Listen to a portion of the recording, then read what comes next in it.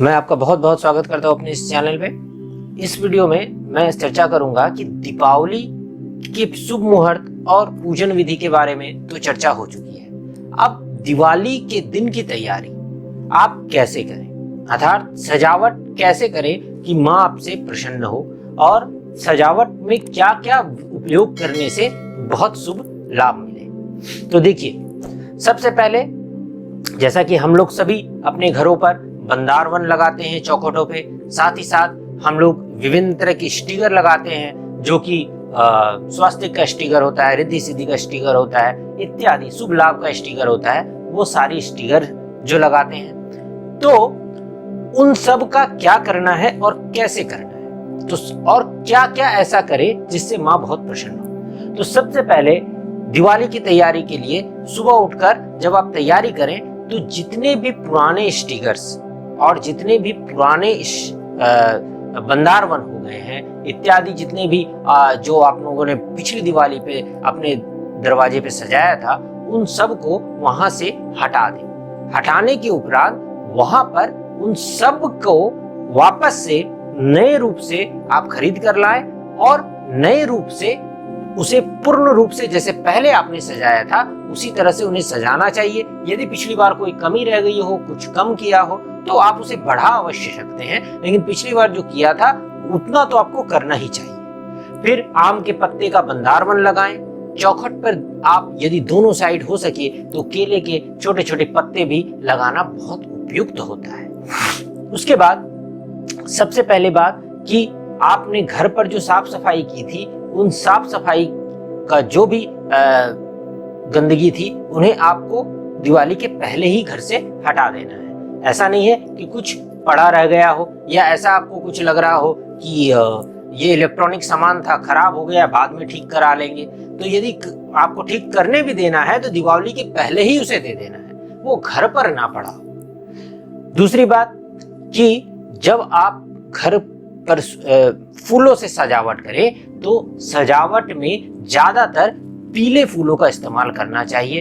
हालांकि सभी फूल अच्छे होते हैं, पर पीले फूलों का इस्तेमाल करना ज्यादा अच्छा होता है। उसके बाद आपको घर पर यदि कहीं से गौमूत्र हो सके तो गौमूत्र, अथवा गौमूत्र की व्यवस्था ना हो सके तो आपको हल्दी के जल का इस्तेमाल करना है, अर्थात हल्दी को पीस कर जल में मिलाकर हल्दी मिश्रित जल कर लेना है और उस जल से अपने चौखट पर छिड़काव करना है। ऐसा करने से घर की बहुत सारी निगेटिविटी घर से निकल जाती है। साथ ही साथ पूरे घर को स्वच्छता के साथ, अपने जिस तरह से भी आपने स्वच्छ रखा है उसे और स्वच्छता बढ़ाने के लिए घर के विभिन्न कोनों पर भी हल्का हल्का हल्दी के जल का छिड़काव कर दें, जिससे जो नेगेटिविटी घर पर पड़ी हुई है वो बाहर निकल जाएगी और नए रूप से शुद्धता आपके घर में वास करेगी।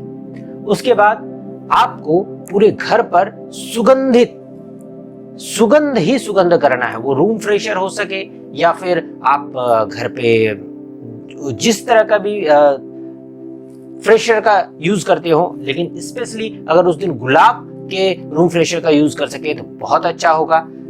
साथ ही साथ पूजा में गुलाब की अगरबत्ती का यूज करना है और घर पे धूप धुने इत्यादि से पूरे सुगंधित माहौल बनाना है, जिससे कि पूरे घर पर सुगंध ही सुगंध हो, कहीं पे भी गंदगी ना हो, कहीं पे भी दुर्गंध ना हो और पूरा घर सुगंधमय हो। साथ ही साथ आपके घर के चौखट पर आपकी घर की जो प्रधान स्त्री है उनके हाथों से दोनों चौखटों पर, दोनों दरवाजे के दोनों कोनों पर मुख्य द्वार के स्वास्तिक का निर्माण करवाना है और मुख्य द्वार पर ही आपको दोनों साइड एक एक कम से कम शुद्ध घी के दीपक जलाने हैं। देखिए, तेल के दीपक तो हम लोग जलाते ही हैं, लेकिन शुद्ध घी के दीपक भी जलाने हैं।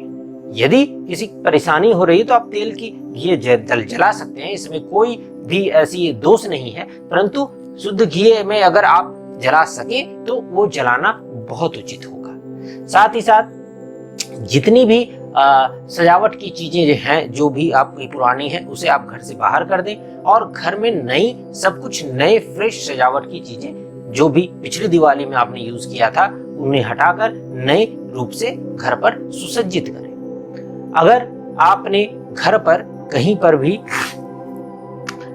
पिछले दीपावली में किसी ऐसे उपाय किया था जिसे विभिन्न प्रकार के उपाय होते हैं, जैसे मैंने भी बताया था और अगली वीडियो में मैंने बोला हुआ है कि आपको जार में नमक भर कर रखना है। तो अगर ऐसा कोई उपाय किया था तो उस जार को भी इस वर्ष अवश्य चेंज कर दें और नए रूप से उसे सुसज्जित करके वहां पर रखें। ऐसा करने से आपकी दिवाली की तैयारी और अच्छी होगी और माँ के आगमन के लिए, जो उनके स्वागत के लिए आपने तैयारी की है, वो बहुत अच्छी होगी। और पूरे घर में कम से कम संध्या काल के समय 3-4 घंटे प्रकाश ही प्रकाश हो। ऐसा घर का कोई कोना ना हो जहां पे प्रकाश ना हो।